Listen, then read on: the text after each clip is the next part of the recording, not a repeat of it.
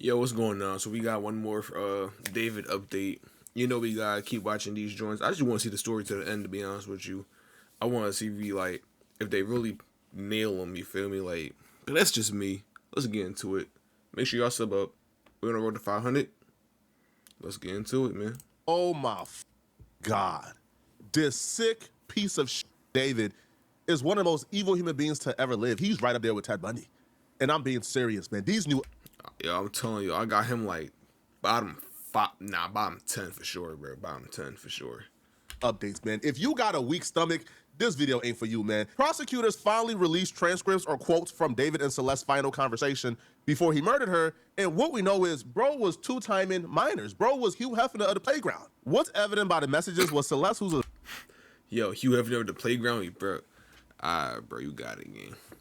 You got it, bro. It's not even funny for real, bro. a really smart girl, was starting to lose respect for David. She was starting to realize who he really was and what she got herself into. Recovered text between Brooks and Rivers contains references to the same part. I couldn't have read that right. Recovered text between Brooks and Rivers contains references to and use a Plan B emergency contraceptive. The brief alleges Burke and Rivas also exchanged explicit photographs documenting and corroborating their relationship. It claims one text purportedly sent by Rivas and obtained from Burke's iCloud reads, "All we do is have and just hang out, man. I want more than that for myself. You should have been in school instead of having this weird nigga around. Damn, this nigga's a weirdo." Even when she says, all we do is have intercourse and just hang out, man, I want more than that for myself. That was coming from a 14-year-old girl. Yo, you know what's crazy? We all wanted more for her now, bro. Like, what the hell? She didn't deserve this. Oh my God. And she was writing him this after discovering that he was also dealing with other women and other minors. For all it's worth, I'm really proud of Celeste that she was at least able to see who this dude really is towards the end of her life. She was starting to realize who she was dealing with and how much of a monster he is. This dude was making a 14-year-old stuff Plan Bs down her throat. The messages confirmed that David and Celeste was at least having pregnancy scares, or at least the thought of pregnancy scares, which is why they was talking about Plan Bs and other things. Now, we've seen the Discord messages where David would write that him and Celeste was having a baby.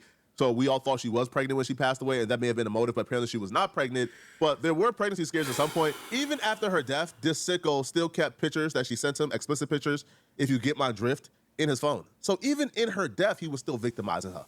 Now, we know for a fact that prosecutors are in connection or in cooperation with other victims of David. One victim Who's his lawyer? I ain't gonna lie. This one of them cases.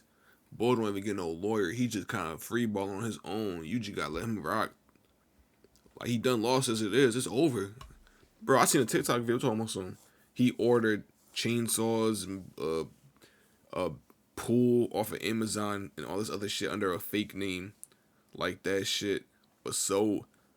Oh, the cops would never get my trail. Nigga, you not no fucking slick ass young boy. We on your ass, bro. particular have came forward in different forms. Bro, swear he was in Reddit, and the mods have confirmed that she is in cooperation with the police. Victim 3 actually took to Reddit, and the mods were able to confirm that this is Victim 3. Now, she wrote, "This is Victim 3. For those saying that I did not go to the authorities, that's the first thing I did. Like, are you guys serious? Obviously, I went to the authorities. I'm involved in this.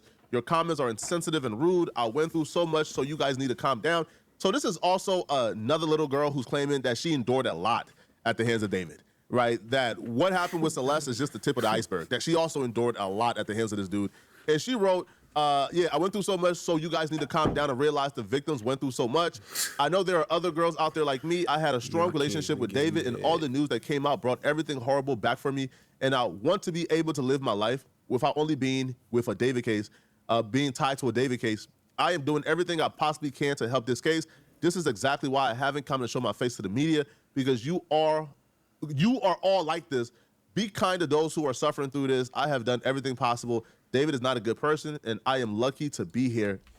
That is also the thing. If she comes to the media, brings her face up, his weirdo ass friends gonna be like, "Oh my God, stop lying on him."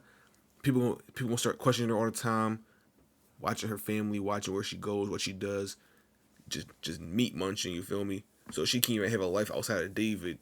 Each time she goes out, oh my God, it's the girl who lived on some Harry Potter shit, you feel me? Nobody wants that. And you always gonna be connected to the person that damn near tried to ruin your life. You feel me? So it's kind of like, I understand why she's just corroborating with the police right now and not coming up out to the public, because the public got some sickos in this joint. I ain't gonna lie, some hidden sickos. That's all. Thanks. A lot of people care and are passionate about this, and it's easy to kind of get carried away if that's even possible, right? But I do believe, regardless of your opinion on why these victims ain't come forward sooner or why these victims are speaking up now and how complicit, I think those questions should be saved for later.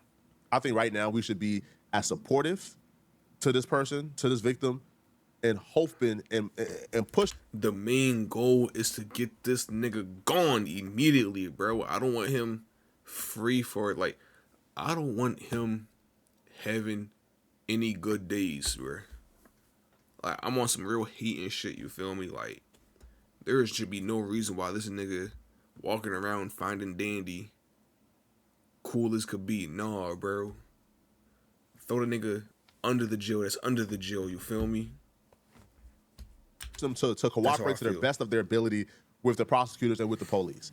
Because the last thing we need is David going to court and the prosecutors don't have any, like witnesses, like we scared off everybody, the prosecutors, and then David gets off. That's the last thing we need, bro. David getting off. But if the prosecutors can drag about 5 or 6 of these victims into court and have them testify, man, it's cooked, bro. It's rest for David, man. Now, we got a clearer picture on exactly what took place the night that Celeste passed away. And everything was played out through the messages. Now, one thing is clear, though. This was premeditated, and David was going above and beyond to clean his tracks. We know they officially broke up November of 2024. David broke up with Celeste November of 2024. However, he continued to talk to her. He continued to victimize her and do inappropriate things with her, right? He continued to lead her on, making her think this was leading somewhere, and eventually she got sick and tired of it. Now, we found out in our last update that Celeste threatened David, but we didn't know to the extent. I also seen, bro, that he was paying off kids with $1,000 on TikTok, or was it Instagram? I don't know, whichever one. And it's like, yo, nah, son, nah, this nigga was on some real other type shit. And bro, like, I could imagine a teacher probably seeing him outside with the other kids. You wouldn't even know that's a grown ass man because he's 5'3". I would have been confused and shit too, bro. I ain't gonna lie with you. I would've looked outside, see a bunch of little 5'2" little niggas. I'm like, oh wow, this was the kids playing around or some shit. Go home, y'all. Just like that, bro. Oh my god, she got failed on like so many levels. It's kind of ridiculous. This one of them joints that shouldn't have happened. Friends, family, teachers, so many safety systems that just failed all at the same time. That's ridiculous. That she threatened David. In the court documents, they write, the messages reveals the victim's jealousy over defendant's relationship with other women, as defendant led her to believe they had a future together.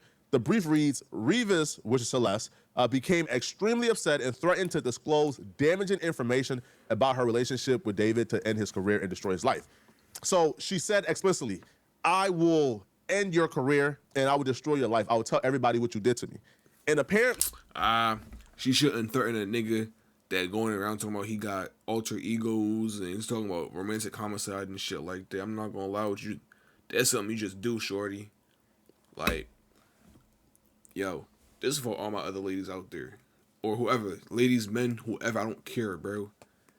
If you think about threatening some shit with a crazy person, just do that, John, bro. Because that threat not gonna matter. They're not stunting none of that. Because they really gonna do some foul shit. As we can see here, like, he was so crazy enough that he just took it to the most extreme that he could. And then he gonna plead not guilty. Oh my god, this nigga's a bit. Oh, this was David motivation. But this is what happened. So she sent him this, and apparently after she sent him this was something that took place like almost like very quickly. David told her, "Hey, come and see me. I will send you an Uber." So he sent an Uber to pick her up from Lake Elsinore on April 23rd, 2025, the night she was allegedly murdered. Now, this is where you're about to see David premeditate this and go out of his way to clean his tracks. So let's hop in the Uber that David sent and arrive at David's house at 10 p.m. Now, Lake Elsinore is about an hour away from LA, from Beverly Hills. So she probably hopped in the Uber at about, 9 p.m., maybe 8:45, 8:50-ish, right? A little over an hour or so. And she got there at 10:10.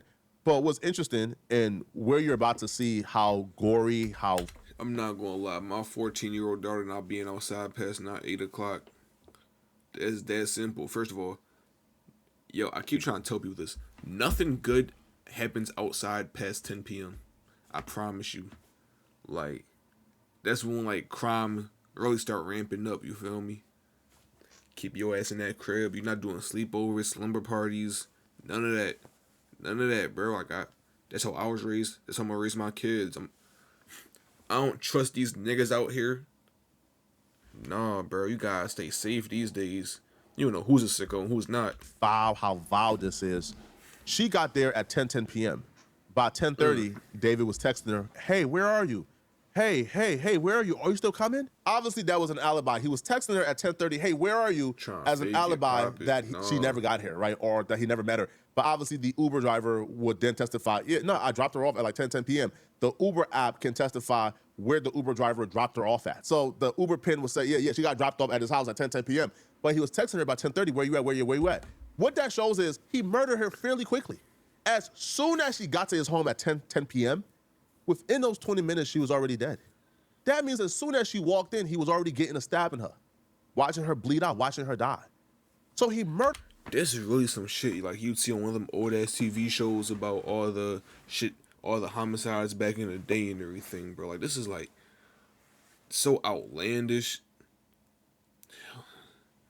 This is a crazy freeze frame. I'm not gonna lie with you. Pause. Why would your mouth be even making that? Her within motion? 20 minutes. This was premeditated. This was something that was probably on his mind all day. He probably already had it lined up. Probably already had the cameras turned off, the Tesla camera turned off, everything turned off. And he murdered her within 20 minutes of her being there. And I say within 20 minutes because it was probably way quicker. Because if he's already texting her at 10:30, "Where you at? Where you at? I can't see you. Where you at?"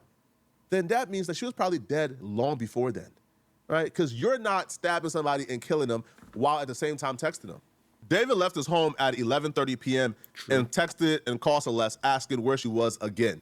Now, obviously, right, this was a plan to set up his defense. This was a plan to do alibi, but obviously it didn't work because, sir, like, you know, her pin got dropped off at your house. We now know the significance of the Santa Barbara trip. So the night of, he went to Santa Barbara and disclosed of her items, like, you know, got rid of her phone, got rid of her passport, ID, got rid of a lot of things. Now, obviously, we know that Celeste's passport was discovered on the highway, but that's why he drove to Santa Barbara, right, to discard of all of her things. He returned the following morning and did a radio interview, which is why I wouldn't be surprised if we find out that David 100% have done this before to other victims. He 100% have murdered. Nigga caught a body next morning. He on the radio. Yeah, nah, bro. I'm not gonna lie. It's definitely a sociopath. Nah, bro. I don't even. He a grown ass man. I don't even know what to say. Like, I don't know who raised him, but you raised a demon. Oh my god. Before, bro. Because who exactly do you know is able to do something this vicious to somebody he supposedly cared for deeply? Then get good night's sleep, wake up, do a show the next day on the radio. Yeah, nah, bro. This nigga. Nah. And will be able to wake up and go do a radio interview and act like everything is normal. The devil? Excuse me? You were able to sit and talk to people with this in your home and this on your mind? This is sickening, right? So when he got back from the interview, he apparently ordered a shovel from Home Depot, which was delivered by Postmates on April 24th, 2025, and 2 chainsaws, a body bag, heavy-duty laundry bags, and a blue inflatable pool, which were delivered by Amazon in early May, the filing claim. I ain't gonna lie, bro. This some shit. Well, I'd sit here, like, if I'm an Amazon boxer upper, whatever you want to call it, packager, and I get my ordering, and I see 2 chainsaws, body bag, heavy-duty laundry bag, and a blue inflatable pool, I'm calling the feds, bro. That shit. Nigga, what? Type crime scene shit you got going on, you fake-ass Bay Harbor butcher? Fuck out of here, bro. He bought the shovel after murdering her because I feel like he was trying to bury the body. He was probably planning on driving to Santa Barbara somewhere there and burn the body. And then he thought, nah, burning it would probably be too hot. So then when he bought the heavy duty, this was colder to contain the blood, he bought the chainsaw, he bought the inflatable body bag, among other things. This was when he then says, you know, bro, how can you get chainsaws off of Amazon? What the fuck? Yo, what is Amazon really, bro? What, I'm about to get rid of this body. That's crazy. And he bought this in early May. So she was murdered April 23rd. He bought the shovel thinking he could bury the body, thinking, man, nah, I can't do that. And then early May, which now makes the prosecutors and their timeline make a little bit more sense, because he bought the stuff to dismember her body in early May. The prosecutor's initial timeline was he murdered her April 23rd, and by May 5th, she was dismembered. That makes sense because they're just going by the timeline in which he bought the items. Now, the reason why prosecutors were able to tie this back to David was because, like, they found pieces of the pool, like the blue material and the blue plastic. They found pieces in Celeste. He put her body in the inflatable pool. He dismembered the body with the chainsaw, and the microplastics from the pool was consistent and matched up what David bought. Bro, you going to jail. At first I thought, hey, man, prosecutors, why you arresting him so early? Get your ducks in a row, get your case in order. But right now, man, it seems like they got this dude dead and right. It couldn't be any more clearer. Now, the one thing, though, that I think is unclear, that I want to see, though, is the Santa Barbara County trip. Because he kept on going back to Santa Barbara County and wondering why. Was it just to bury things? Was it to get rid of things? Or did he plan on burying her in Santa Barbara? Because he also ordered a burn cage under that fake name called Victoria Mendez that he used for all his other purchases. Why would he use a fake name for the same house, though? Yeah, this nigga just wanted to get caught, bro. I think he wanted to have like a light Yagami type of moment.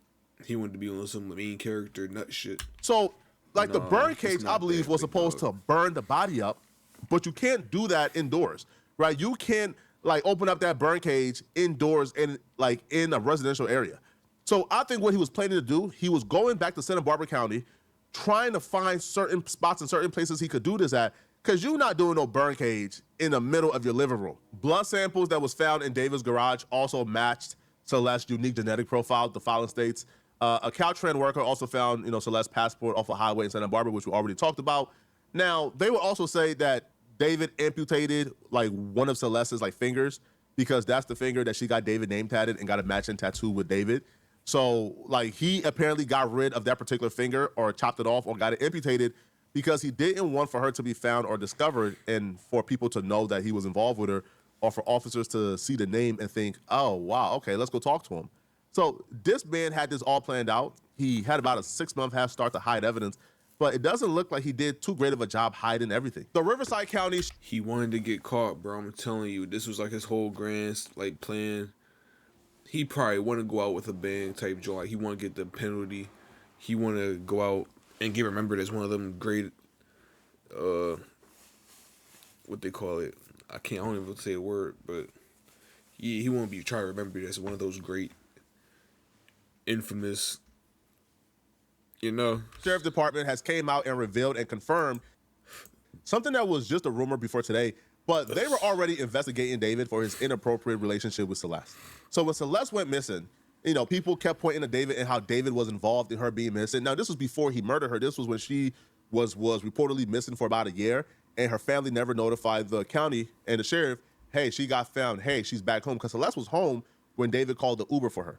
So the police was under the assumption that she was still missing, and they were actively investigating this, and they were looking at David specifically. We know this to be a fact because Steve Fisher, who's the private investigator, for the owner of the home that David murdered Celeste in, he contacted Riverside County to get certain information and certain documents, and they told him that, the Freedom of Information Act, like, that don't really apply here because, the information that he's requesting and the documents that he's requesting is a part of an investigation, right? Isn't part of the investigatory files, in the Celeste and David situation, right? Now, Riverside County is incredibly different from LAPD. The one thing that's still a mystery is the co-conspirator.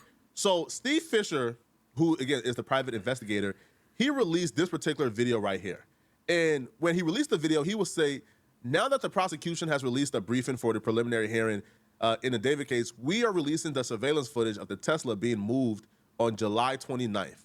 The driver is lighter skinned with long hair wearing a red jersey. Give that nigga the penalty too, bro. I ain't going fraud with you. Hey, I ain't, bro. I'm still on that torture shit, bro. I ain't going fraud with you. When you this evil and sick and twisted, you can't go out easily. I'm not going fraud. Now, the reason why this is important, when you say the driver of the Tesla on July 29th is light-skinned with long hair and wearing a red jersey, well, Steve Fisher did an interview, and what he said was they were able to positively ID the person who last drove the Tesla and parked it. Well, well, when you give that description of light skin, long hair, and red jersey, well, this is David's best friend Neo, right? And if he was the last one to drive a Tesla, then he drove a car with a dead body inside. And he had no clue. But the prosecutors, in fact, here, you can just watch the video right now. If we pause it right here, I'll be real. If we pause it right here and we zoom in, I still can't tell you, right? I still don't know exactly what, right? Like, I still don't know exactly, like, what he saw, to be honest. Because, look, if we just zoom in, right? Car, I can't see shit. Bruh. Like, you could maybe see, like, I could maybe, right? Let's zoom in as much as we can. I still can't see shit, to be honest with you. I can maybe, I don't know. I don't really see what he's seeing. But the prosecutors, in their hearing, they stated that David was the last one to drive the vehicle. David was the last one to drive the Tesla or to move the Tesla. But what we know is the Tesla had been parked for a while, right? The Tesla was parked for a while. So I don't know, man. Like, Steve Fisher and the police and the prosecutors are given two different statements. Steve Fisher believes that he knows the last person who drove the Tesla, and he's not stating as David. He's actually stating they're light skinned with long hair. Whoever it is needs to go in jail, bro. I ain't going to lie. This is scaring me. Yo. And had on a red jersey. That's that's Neo. But the prosecutor is saying David was the last one to drive the Tesla, right? Because when a Tesla was found, David was on tour. So like, once that Tesla got parked, they went on tour afterwards. So if it was parked and they went on tour afterwards, then how was David? So I don't know, man. We're gonna have to wait and see. But if it's David and friend who did this to a child, yo, you really gotta watch out who you support and love in today's game. Like, you might be looking up to a demon, bro. Isn't it like a shocking? You have a promising career, everything. The world is in your palms, and you just fuck it over for what? For what exactly? Cause you're a sick, twisted freak. Niggas have no decorum at all, bro. But rest in peace, Celeste. Hope she is doing well in the next part of this journey that we have called life. Yeah. Like, comment, subscribe. Love y'all. Appreciate y'all. I'm gonna talk to y'all in the next video. Peace.